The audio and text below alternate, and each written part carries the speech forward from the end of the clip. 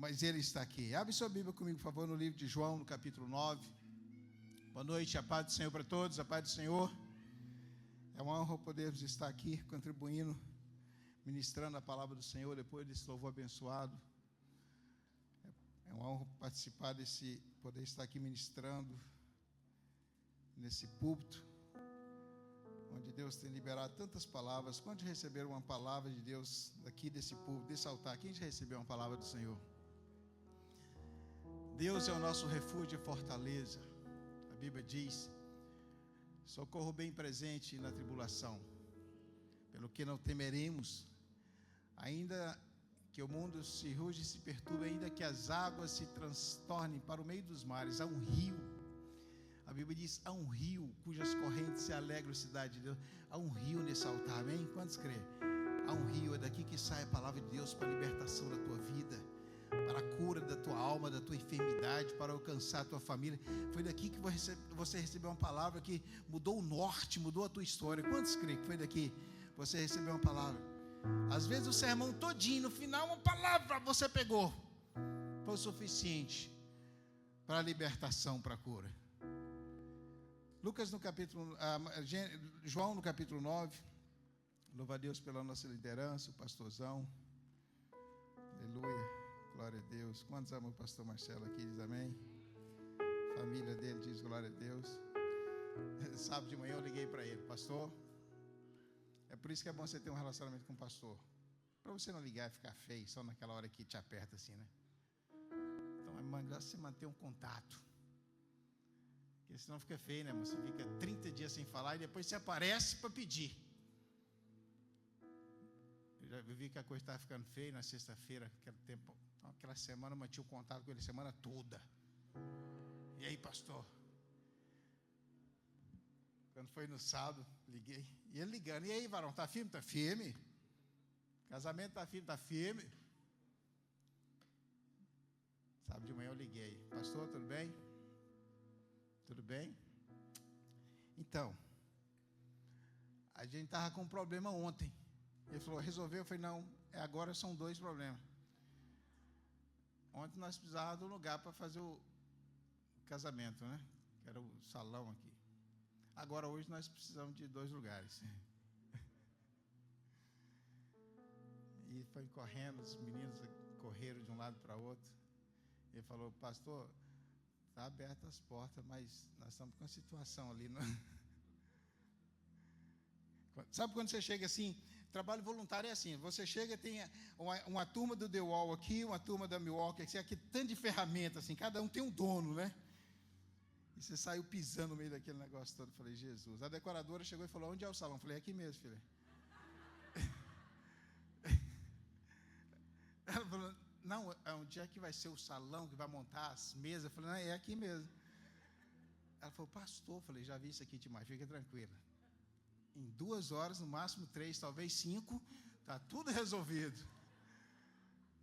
E aí os táxis o casamento mudou para 5. Mudou para 6. Aí ligamos para a noiva: filho, nós havíamos falado para você não atrasar, mas agora nós estamos te pedindo, atrasa pelo menos 2 horas. Mas Deus moveu, graças a Deus, foi tudo muito bem. Então, quando você quiser fazer um casamento outside, você vem falar comigo, que eu tenho uma experiência boa. Em janeiro nós fomos no Brasil, para o casamento do meu sobrinho. Aquela coisa mais linda na fazenda, aquele tanto de mesa do lado de fora, comida, aquela coisa mais linda, tudo muito bonito. 1 hora antes do casamento, mas desceu uma chuva, irmão. Aquela chuva assim, só ficou com ele o pastor e a família, que os padrinhos, todo mundo sumiu, segurando o guarda-chuva assim, celebrando o casamento e a Bíblia. Então, se você quiser casar outside, você fala comigo, que eu tenho uma experiência boa. A Bíblia fala que o sábio, ele aprende com o erro dos outros. Eu tive a experiência de aprender com o erro do meu sobrinho lá no Brasil. Mas o tolo tem que aprender com o seu próprio erro. Fui tolo. Fui aprender com o meu próprio erro. Pastor, eu já olhei o Éder, não vai chover. Se você marcar o casamento, chove. Em tudo dai graça, amém? Fala para mim, fala: pastor, em tudo dai graça, para de reclamação. Fala para mim, fala, irmão. Obrigado, irmão, isso mesmo. Deus está fazendo algo no coração aqui. Obrigado. João no capítulo 9, João no capítulo 9, a partir do verso 6. Glória a Jesus. João no capítulo 9, a partir do verso 6. Quem achou diz amém. Quem não achou, fala misericórdia. Aleluia. Verso 6. Então, olha comigo, por favor. Verso 1. Quando Jesus ia passando, viu um homem cego de nascença. Os discípulos de Jesus perguntaram: Mestre, quem pecou? Este ou seus pais? Para que ele nascesse cego. Eles tinham essa crença religiosa, essa tradição religiosa, de que os pais haviam cometido um pecado para que os filhos pudessem colher as consequências. Havia tanto que Jeremias, eu acho que Jeremias diz, os pais comeram uva verde e os filhos ficaram com os dentes botados, ou seja, os filhos assumiram a consequência do erro. E Jesus, no verso 3, diz assim: nem ele nem seus pais pecaram, mas isso aconteceu para que se manifestasse nele as obras de Deus. Amém? Devemos fazer a obra de Deus, fazer as obras daquele que devemos fazer a obra daquele que me enviou, enquanto é dia, a noite vem, quando ninguém poderá mais trabalhar. Enquanto estou no mundo, sou a luz do mundo. Fala, Jesus é a luz do mundo. Tendo dito isso, cuspiu na terra, fez lodo com a saliva, aplicou aos olhos do cego e disse: vai, lava-te no tanque de Siloé, que significa o enviado. O cego foi, lavou-se e voltou vendo. O cego foi, lavou-se e voltou vendo. Você viu quanto tempo nós gastamos para ler esses 4 versículos aqui? Rapidinho. E nós passamos aqui por coisas extraordinárias. Você sabe qual é o nosso problema, meu e o seu? É que nós lemos rápido aquilo que eles viveram devagar. Coisas que levaram anos, levaram meses, décadas. Nós lemos assim, passando por cima de tudo. No meu caso, até por cima da vírgula. Então nós lemos rápido o que eles viveram devagar. Feche os seus olhos, vamos orar mais uma vez. Pai, fala conosco, pois essa é a tua palavra, o teu Espírito Santo tem liberdade em nosso meio. É o Senhor quem faz a diferença, é a unção.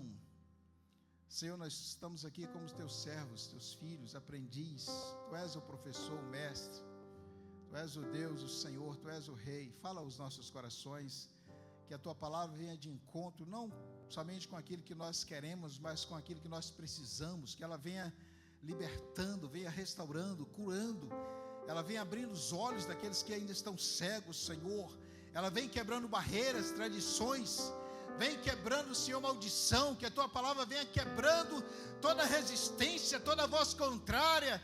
Que a tua palavra venha abrindo os nossos olhos, o nosso entendimento, para que possamos absorver, para que possamos recebê-la como a palavra do céu.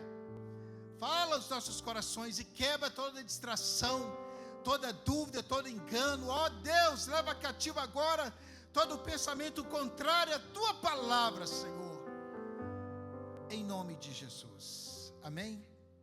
Aleluia. Querido, a Bíblia diz que Jesus estava passando pelo caminho e ele viu o homem cego de nascença. Preste atenção no detalhe. Ele viu o homem cego de nascença. Jesus viu aquele homem que era cego. Jesus o viu, mas ele não viu Jesus. Assim como nós não estamos vendo Jesus aqui, assim como você não está vendo Jesus, os seus olhos naturais não podem vê-lo. Mas nós não temos dúvida de que, embora nós não podemos vê-lo, ele está a nos ver. Jesus está a nos ver agora. E não somente o teu físico, ele vai mais longe. Eu vejo o físico, o exterior, mas a Bíblia diz que ele, o Senhor, ele sonda a mente, ele esquadrinha os pensamentos. Ele conhece o teu pensamento, a palavra antes que sai da tua boca, ele conhece a tua necessidade, a tua dificuldade, ele conhece as tuas fraquezas, os teus dilemas, aqueles com os quais você lidar com a cabeça no travesseiro, a tua insegurança, os nossos medos. Jesus conhece-nos como ninguém. Muitas vezes nós somos julgados no exterior pelo que nós falamos, muitas vezes da maneira que vestimos, muitas vezes como nós nos expressamos, de maneira que nós somos julgados de forma exterior, através dos olhos externos. Mas Jesus não, Ele conhece o coração. É por isso que nós não podemos julgar ninguém, crucificar ninguém. Porque enquanto nós julgamos pelo porquê a pessoa fez, Deus, Ele olha a razão, a intenção. Ele olha a intenção com que você me dá um copo d'água. Ele olha a intenção com que você me pede algo. Ele olha a intenção com que você diz. A intenção. A intenção. É por isso que a Bíblia diz: ninguém julgueis coisa alguma, pois não estamos aptos para julgar ninguém. Porque nós não podemos sondar o coração, a mente do homem, para ver a intenção. De forma que todas as vezes que tentamos, nós caímos no erro. E a Bíblia diz: não julgueis para não seres o quê? Julgados. Porque com a mesma medida que julgado, será também o quê? Julgado. Não é porque Deus é mau. Deus quer nos mostrar que nós não podemos julgar a pessoa pelo ato, porque nós nos entristecemos com a atitude e com as palavras. Nós não podemos julgar porque nós fazemos o mesmo. E Ele nos dá a oportunidade de cairmos no mesmo erro em que julgamos. Quem já pegou pesado com alguém aqui por uma situação? Quem já pegou pesado? Pesado assim. Mas por que você fez isso? E de repente você se vê na mesma situação. Porque você foi pesado. Abriu sua boca e julgou. Jesus estava olhando para aquele homem. Nós somos como aquele cego, não vemos Jesus, mas Ele está nos vendo. Amém? Quantos creem que Ele está te vendo? Diz amém. Este homem nasceu cego de forma que quando sua mãe deu à luz, na verdade, ela deu à luz às trevas, porque ele não podia enxergar, de forma que ele ainda estava em trevas, mesmo quando nasceu estava na escuridão. Então os discípulos, curiosos sobre aquele caso, no verso 2, mestre, quem pecou? Jesus disse: nem seus pais pecaram, e nem ele, mas isso aconteceu para que a glória de Deus pudesse se manifestar na vida dele. Já pensou, queridos, que coisa extraordinária? Veja o paradoxo. A cegueira foi criada para a glória de Deus. É um paradoxo. A cegueira foi criada para a glória. E eu quero falar para alguém que não consegue entender, ou melhor, que não consegue enxergar o porquê da razão, o porquê da situação que você está vivendo agora. Você não consegue entender o porquê? Você não consegue entender o porquê isso, Deus? Por que comigo? Por que agora? Por que comigo? Talvez você não consegue enxergar o porquê. Não seria isso para a glória de Deus? Não seria que você e eu estamos passando por essa situação, talvez a sua é diferente da minha, a sua é diferente dele, a dele é diferente dele, para que Deus pudesse ser exaltado em você, na sua vida, no momento certo? É assim. Ninguém entendia por que aquele homem era cego, mas todos culpavam o pai e a mãe. Com certeza os pais pecaram. Imagina quantos anos esses pais viveram debaixo de humilhação, o apontado dedo, a acusação pela sociedade. Coitado, não teve culpa, os pais pecaram e logo isso aí. Nós teríamos feito o mesmo. Se aquele cego vivesse entre nós, se nós vivêssemos debaixo daquela tradição, daquela cultura, nós diríamos o mesmo. Coitado, nada fez para merecer isso, mas os pais pecaram. Os discípulos não estavam perguntando se porventura o pai ou a mãe, não, eles perguntaram quem pecou, porque com certeza foi o pai ou foi o filho. Quem pecou? Jesus falou: não, isso aconteceu para que pudesse manifestar nele a glória de Deus. Quem está entendendo diz amém. Talvez você está pensando que está no seu projeto de vida atrasado. Não, eu estou atrasado, já era para eu estar assim, já era para eu estar assado, já era para eu estar daquele jeito. E eu não entendo porque fulano chegou até aqui, Beltrano chegou até lá. Deus te deixou ficar cego. Deus te deixou passar necessidade, Deus te deixou passar humilhação, Ele te deixou passar por tudo isso para que a glória dEle pudesse manifestar na tua vida. Para que Ele pudesse manifestar na tua vida. E a minha pergunta é: você já chegou ao ponto de entender que a sua cegueira é para a glória de Deus. E quando eu digo cegueira, é porque você não consegue enxergar o porquê dessa situação. Por que até agora? O porquê estou passando por tudo isso? Seu dilema. Você já parou para pensar que o seu dilema é para que Deus seja exaltado? A sua situação é para que Deus seja honrado, é para a glória de Deus. Eu quero que você olhe nos olhos do seu irmão, diz nos olhos e fala assim: eu sei que está difícil. Fala para ele: eu sei que está difícil. Diz: mas isso é para a glória de Deus. Não é o trabalho dos seus sonhos, mas isso é para a glória de Deus. Não é a casa que você sonhava, calma, isso é para a glória de Deus. Quantos creem que Deus vai ser exaltado na sua situação? Diz amém. Você não precisa nem pedir, basta você entender que Deus está sendo glorificado nessa tua causa. Porque você pode glorificar Deus na tua causa, ou você pode envergonhar o nome de Deus na tua causa. Você pode louvar e exaltar o nome do Senhor enquanto Deus está sendo exaltado, ou você pode murmurar enquanto Deus está sendo envergonhado. A escolha é tua. Quem está entendendo diz amém.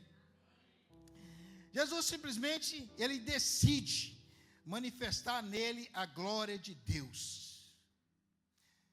Você consegue entender isso, querido? Jesus está provando que ele era a pessoa que foi profetizada por Isaías há 700 anos atrás. Luz para abrir olhos dos cegos e para libertar prisioneiros das trevas. Jesus foi profetizado há 700 anos atrás pelo profeta Isaías. Ele está aqui no meio dessa profecia, e a palavra está se cumprindo na vida dele. E Deus preparou tudo isso através de um cego. Imagina a situação, a sua causa agora. Deus preparou essa sua causa para que no momento certo ela seja resolvida diante de Deus e ele seja exaltado. Quantos creem? Diz amém. Fala: eu creio, Senhor, que os teus olhos estão sobre mim. Jesus está garantindo, querido, que ele não pecou e nem seus pais, mas isso aconteceu para que a glória de Deus se manifestasse na vida dele. Eu quero que você levante suas mãos e diga: Senhor, manifesta a tua glória na minha vida. Levanta e fala: Deus, manifesta a tua glória na minha vida, na minha casa, na minha família. Seja honrado, Senhor, seja exaltado, Senhor, neste meu dilema, nesta minha situação, nesta minha causa. Seja exaltado o teu nome para todos sempre. Jesus está parado diante desse homem, querido. Está parado diante desse homem. Olha comigo no verso 2, os discípulos: quem pecou, foi este ou seus pais?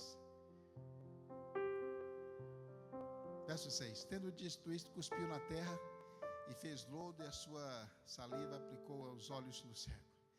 Jesus está parado diante desse homem. Ele está diante de Jesus. Presta atenção, imagina a situação. Ele está diante de Jesus. Jesus está parado diante do cego.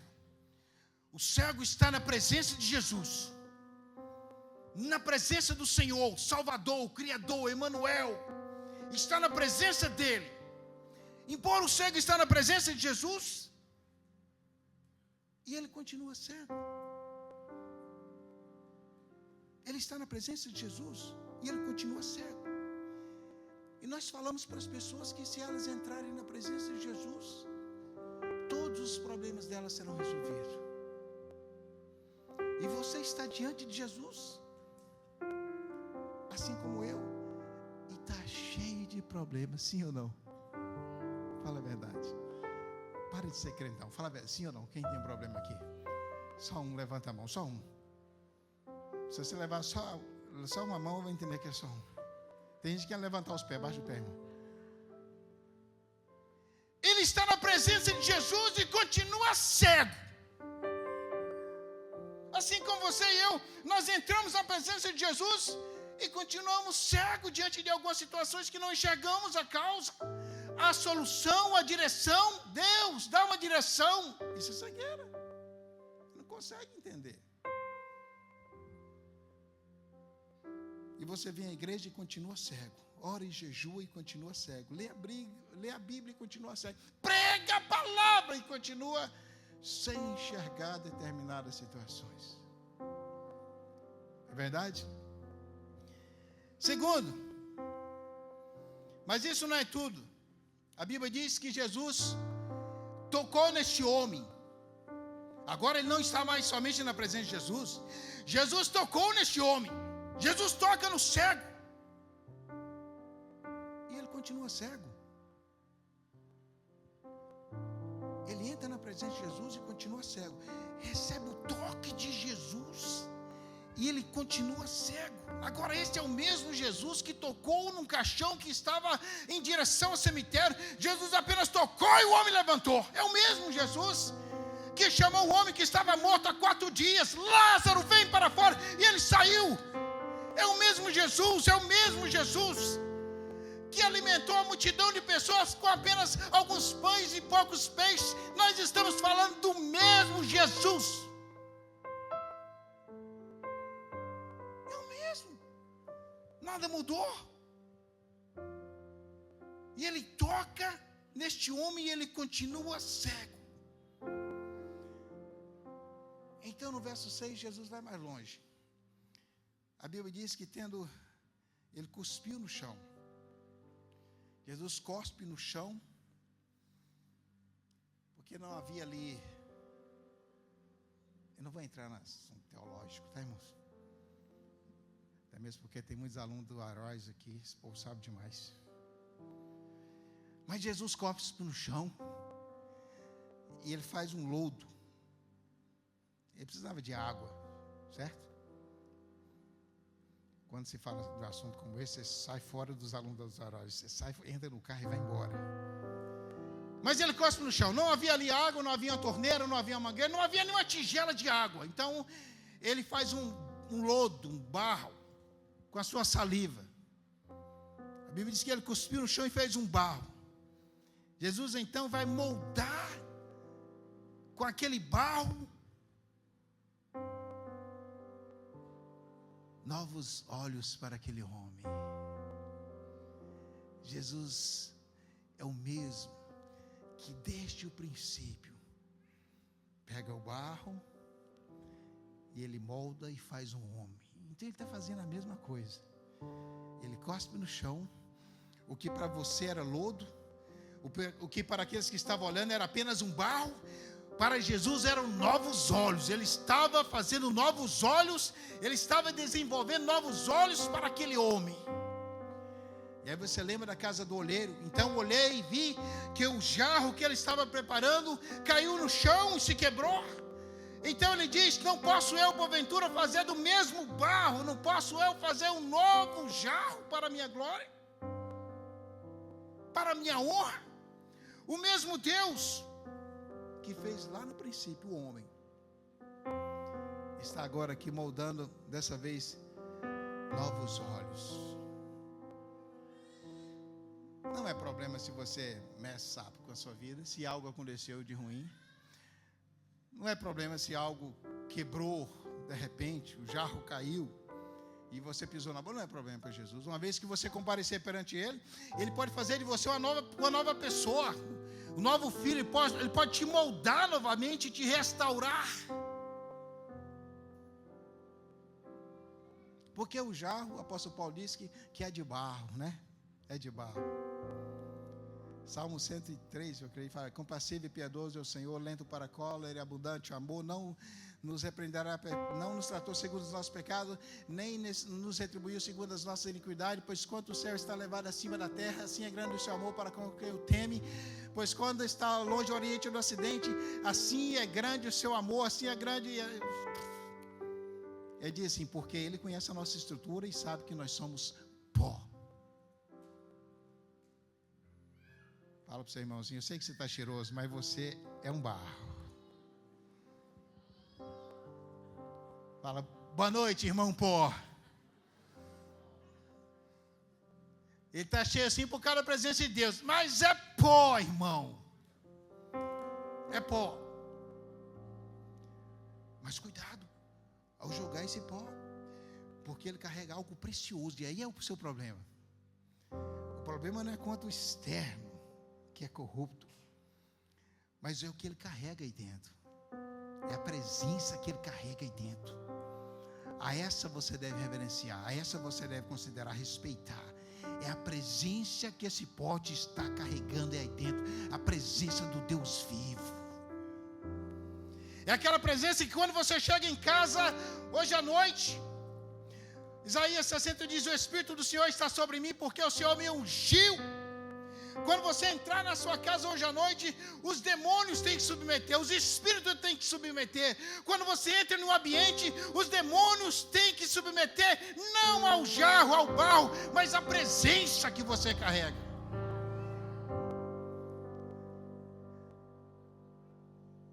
Ah, se nós tivéssemos a revelação do que isso significa, querido. Ah, se nós tivéssemos o entendimento. Ah, se os nossos olhos fossem abertos o suficiente para entendermos que você não pode entrar na Casa Branca para impor as mãos na cabeça do presidente da República, mas se você dobrar o joelho ou levantar suas mãos em direção, ninguém pode impedir a tua oração. Onde está o meu filho nessa hora? Onde está a minha filha? Onde está o meu marido? Apenas estenda suas mãos em direção, ao invés de ligar, e ore. Quantos vai exercer isso aqui hoje à noite? Pastor, funciona demais. As irmãs, então, melhor do que falar. Amém? Sem nenhuma palavra. Fala para o seu irmão, fala, sem nenhuma palavra. Então Jesus vai moldar um novo olho para aquele homem, como ele fez desde o princípio. Se Jesus quisesse, ele faria um homem inteiro ali, querido. Sim ou não? Ele faria um homem inteiro, daquele barro. Ele ia moldando, a ponto de fazer um homem completo. Mas não era o caso, ele precisava apenas de um olho. Então ele pega aquele barro, que para muitos era apenas um barro, e para outros era apenas o lodo, e ele pega aquele barro e ele coloca nos olhos daquele homem. E ele mexe, a Bíblia diz que ele coloca ali, e coloca novos olhos para ele. E ele passou o barro nos olhos do homem, e o homem continuou cego. Se ele não via, agora ficou pior, né? Agora ficou pior. O cara chega na presença de Jesus e ele continua cego. Jesus toca na vida dele e ele continua cego. Jesus faz novos olhos e coloca diante dele, e a Bíblia diz que ele continua cego. Mas aí Jesus diz: vai lavar no poço de... Fala comigo, Siloé. Vai lavar no poço de Siloé. Olha comigo no verso 6. Vai e lava no poço de Siloé, que significa o quê? O enviado. Por que Jesus não enviou aquele homem para o poço de Betesda, onde ele havia curado um coxo algum tempo atrás? Ele poderia ter enviado ao tanque de Betesda. Mas Betesda significa o quê? Casa de misericórdia. Jesus, ele é misericordioso. Mas ele envia aquele homem para onde? Para o poço de Siloé, que quer dizer o quê? O enviado. Sabe o que ele está dizendo? Para que todos saibam que o enviado, o prometido das nações, está entre vós. Vá até o poço do enviado. E a palavra de Siloé, o próprio João diz, no verso 7, vai e lava-te no tanque de Siloé, que significa, fala comigo, o enviado. O que Jesus tinha dito antes de fazer o barro? Eu devo fazer as obras daquele que me enviou. E ele está indicando, olha, eu sou o enviado. Eu vou provar a você que o Pai me enviou. Ele vai se lavar no tanque de Siloé. Fala, o enviado. Jesus poderia dizer, Jesus poderia curar aquele homem ali mesmo onde ele estava. Quantos creem? Sim ou não? Sim ou não? Mas aquele homem, ele foi criado assim como eu e você, para que a glória de Deus no momento certo pudesse se manifestar nas nossas vidas. E aquele era o momento daquele homem. Se ele apenas cura aquele homem ali, ele não estaria dando um recado completo. Mas ele teria que deixar claro que não apenas o Messias, mas o enviado, o prometido, o desejado das nações, o maravilhoso, o conselheiro, o Deus forte, o Pai da eternidade estava entre eles. Mas os religiosos, eles estavam tão preocupados, os fariseus e os saduceus, eles estavam tão preocupados. Interessante que eles eram dois grupos que não se davam entre eles. Havia muita divergência entre eles, divergência religiosa. Eles não se davam entre eles. Mas como era para ir contra Jesus, eles se uniam. Quando já viram um grupo assim? Você sabe que eles não se dão, mas se é para levantar contra vocês, eles se unem e se mantêm fortalecidos. Quem já passou por uma situação como essa? Eles estavam unidos para destruir Jesus. Nós estamos falando da religião versus o reino. Ali estava uma questão de mostrar misericórdia. Mas Jesus, ele mostra que ele é o quê? O enviado. Olha comigo o verso 7. Vai e lava no poço de Siloé, que significa o enviado. O cego foi, lavou-se e voltou vendo. Fala comigo, voltou vendo. Ele foi e voltou enxergando. Mas e se aquele homem tivesse recusado aí, queridos? E se ele tivesse recusado, espera aí, Jesus, eu não vou a lugar algum até que eu seja restaurado. Eu não vou a lugar algum até que eu seja, a minha visão seja totalmente restaurada. Eu não vou até que eu seja completamente liberto. Mas Jesus disse, vai, mesmo sem enxergar. E aqui eu quero abrir muitas das vezes nós não conseguimos entender, não é verdade? Mas nós não podemos parar, querido. Eu vou parar, pastor, porque eu não estou entendendo nada. Eu não estou entendendo nada que Deus está fazendo na minha vida. Eu não estou entendendo nada que está acontecendo. Por que você parou de vir, irmão? É porque eu não estou entendendo nada. Minha vida virou uma bagunça. Não. Vai mesmo sem enxergar. Mas Jesus poderia ter pedido alguém para ir com ele, sim ou não? Peraí, Jesus, além de eu ir cego, eu tenho que ir. Vários discípulos ao redor. Jesus poderia ter pedido para que alguém fosse acompanhasse aquele homem. Por que Jesus não pediu que alguém o acompanhasse ou levasse até o tanque? Porque muitas vezes você terá que ir sozinho. Muitas vezes você terá que enfrentar algumas situações sozinho, apenas pela palavra daquele que liberou. Vai.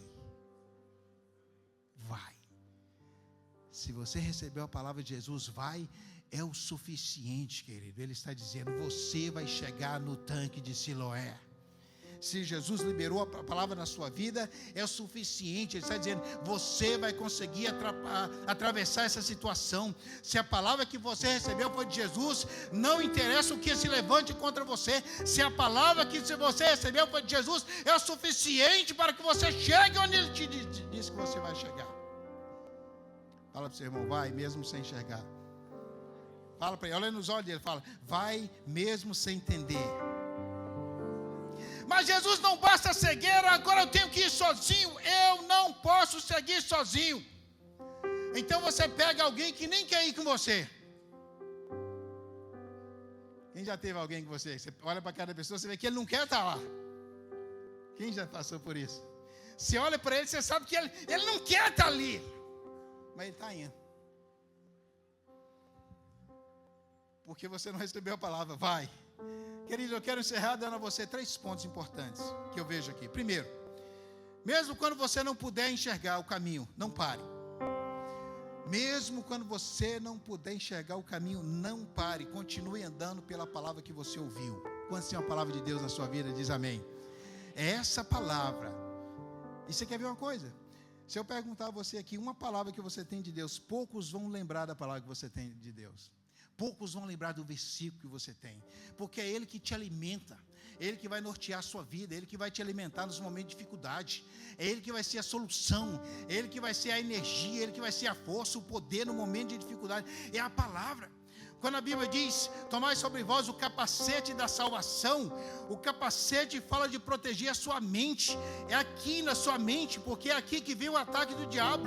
Ele quer destruir aquilo que você sabe de Deus. Se o inimigo destruir o que você sabe em relação à palavra de Deus, acabou.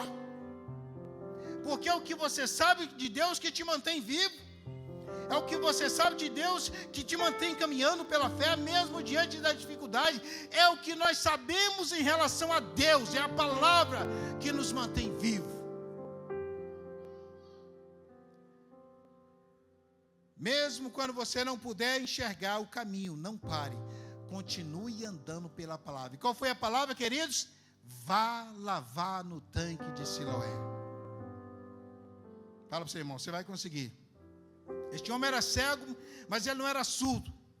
E quando uma coisa para de funcionar, você tem que, o mais rápido possível, naturalmente, começar a exercitar outros. Deixa eu falar para você algo aqui. Você não precisa de nada que você já perdeu, amém? Fala para o seu irmão, fala, você não precisa de nada que você já perdeu. Fala para ele, o que você tem hoje é suficiente para que você continue servindo a Deus. Não, ele não acreditou. Fala para ele. Tem alguém aqui que precisa ouvir de verdade. Fala, você não precisa de nada que você perdeu.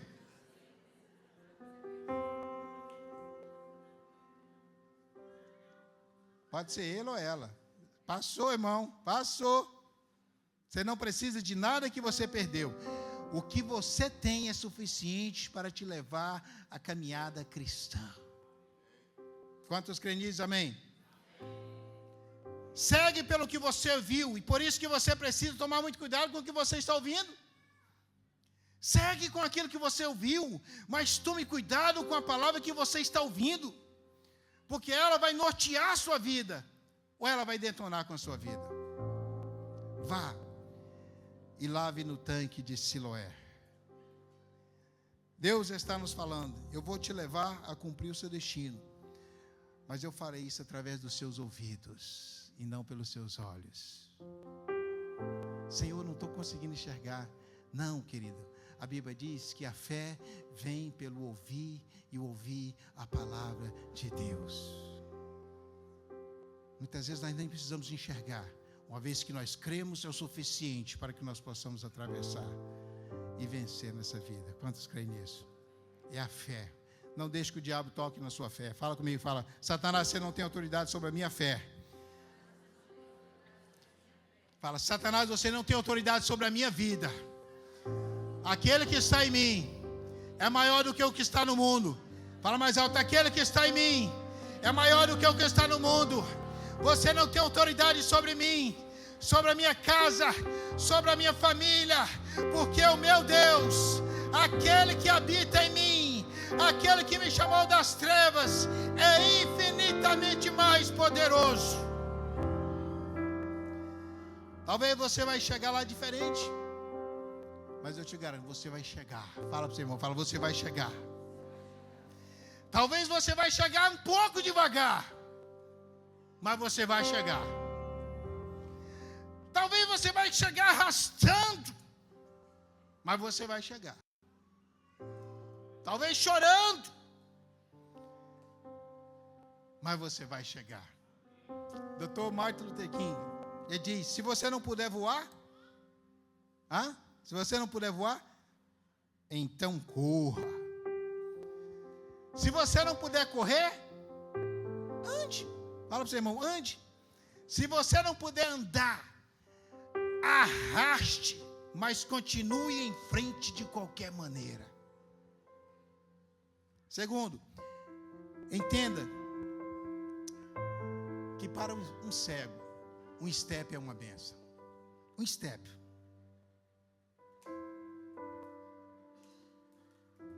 É uma benção. Para nós que enxergamos, não. Mas para um cego, um step é uma benção. Um step quer dizer que você fala sobre você alcançar o próximo step. Então, querido, não guarde a sua adoração para a linha de chegada. É fácil. Nós subimos aqui, irmão, eu quero dar um testemunho para você. Sabe o que é que Deus fez na minha vida? Você não está entendendo. Eu estava assim, de repente, chegou a abrir o correio, o envelope estava lá, irmão, verdinho, você não está entendendo. Não tinha chance. É fácil. Você vir aqui no dia que você está com ele na mão, é fácil. Quero ver você louvar a Deus no dia que você não tem nada, nenhuma chance, nada, nenhum sinal de vida. Nada. E você entrar na presença de Deus sem nada, sem nenhum sinal. Não guarde a tua adoração para a linha de chegada. Se você ama alguém, fale agora. Não leva flor no dia do meu enterro. Se você quiser me dar alguma flor, me dê agora. Não guarde o seu melhor para a linha de chegada. Não, eu estou guardando para aquele dia, pastor. Eu estou guardando para aquele dia. Quando chegar aquele dia, pastor, você não sabe o que eu estou preparando. Não, irmão. Não. Deixa Deus ser louvado, deixa Deus ser exaltado na sua vida. É tudo para a honra de Deus, é tudo para a glória de Deus. Deixa Ele ser exaltado hoje. Hoje. Fala para o seu irmão, fala hoje. Fala, deixa Deus ser exaltado. Terceiro, a saliva não funcionou. O toque de Jesus não funcionou. O barro não funcionou. Meu terceiro ponto é: só vai funcionar se você trabalhar. Vai. Jesus toca no homem, ele continua cego. Passa barro, continua cego. Fala com ele, continua cego. Dá a palavra e ele continua cego. Mas na medida que ele começou a trabalhar, na medida que ele começou a praticar, na medida que ele começou a obedecer, a Bíblia diz que ele voltou enxergando. Deus não fará em você, Ele fará com você. Você faz parte do plano, querido. Nós fazemos parte desse processo. Não é o fato, não é simplesmente eu vim aqui, estou aqui para receber. Esse não é nem um culto, você sabia? Que esse culto ele foi transformando nesse culto com o passar do tempo. Mas o culto a Deus não é assim. O culto a Deus, você vem preparado para dar o louvor e adoração a Deus. Você manifesta a sua adoração, você manifesta a sua gratidão, de forma que aquele ambiente é tomado pela presença. Aí Deus vem. Mas nós não, nós somos ensinados de forma errada. Nós saímos de casa e vem no volante do carro preparando os pedidos para pedir, não é assim? E preparando, e você chega aqui e você começa a detonar, pedindo. Se o meu povo que se chama pelo meu nome se humilhar, orar e me buscar, e se converter dos seus maus caminhos, então eu ouvirei dos céus, perdoarei os seus pecados e sararei a sua terra. Então estarão abertos os meus olhos e atentos os meus ouvidos à oração que se fizer neste lugar. Se o meu povo que se chama pelo meu nome se humilhar, fique em pé comigo em nome de Jesus. Fala para o seu irmão assim: é hora de você começar a andar.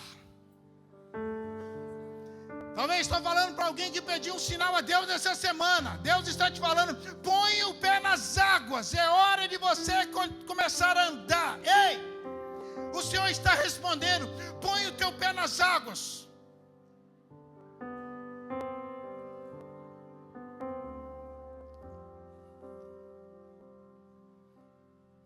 Você sabia que a oração é a nossa resposta a Deus? A oração é a maneira como nós respondemos a Deus.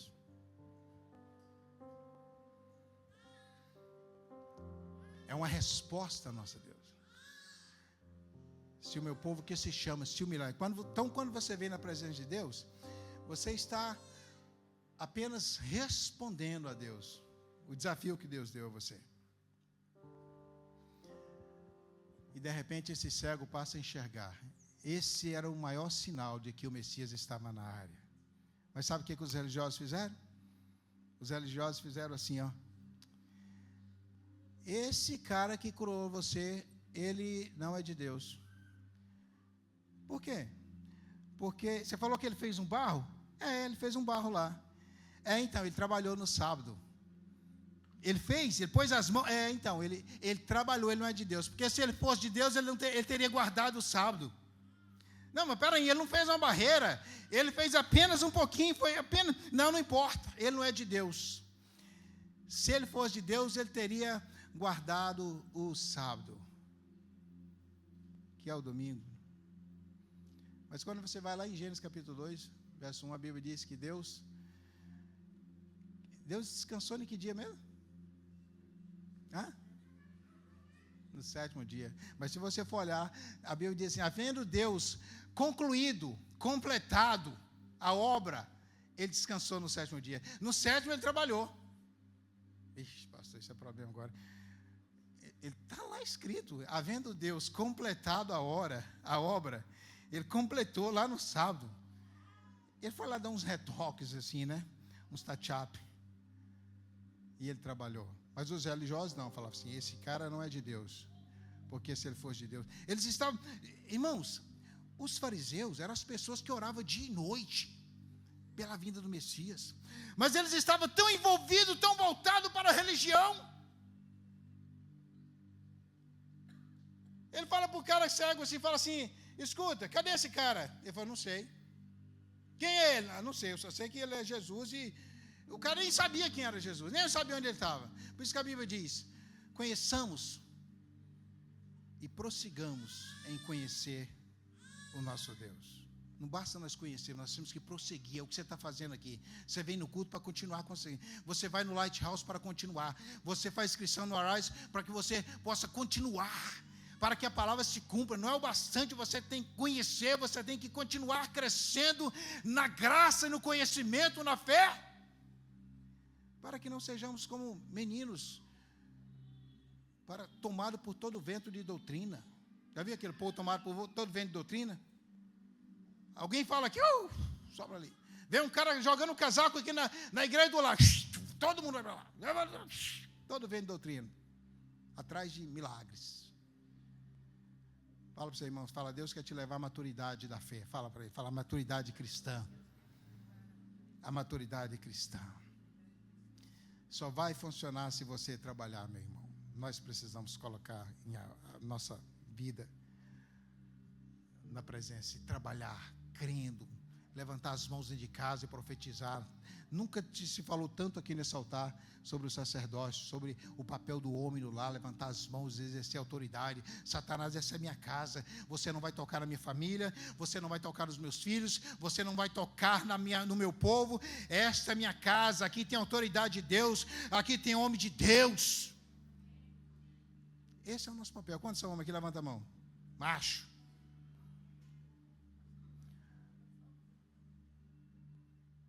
Aleluia. Vamos orar, queridos. Vamos orar. Aleluia.